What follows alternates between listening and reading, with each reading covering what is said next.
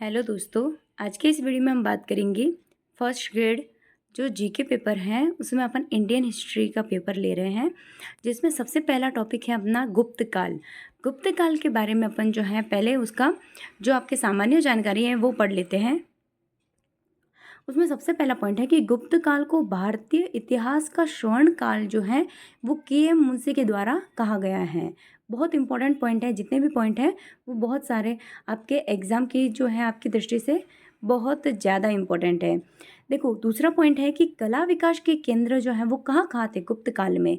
तो आपके पहला पॉइंट आता है मथुरा में, दूसरा है पटना और तीसरा है आपके बनारस में। ठीक है, फिर आपके आता है कि इस काल के मंदिरों का निर्माण जो है वो कौन सी पद्धति में किया गया है, तो वो है आपकी नागर शैली में।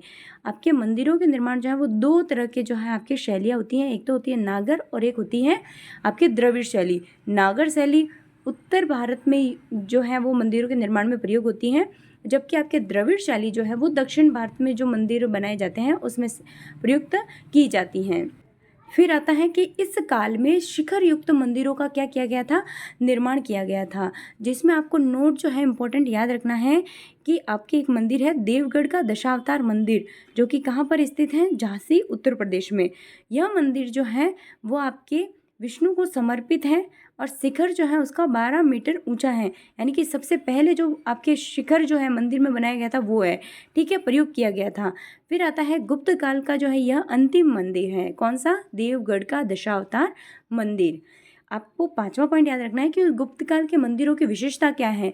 तो इनके मंदिरों में सबसे पहले तो है गंगा और यमुना जी की मूर्तियाँ लगी हुई है। ठीक है, हंस, मिथुन, स्वास्तिक, कलश, शंख और पद्म जो है वो भी अंकित हैं।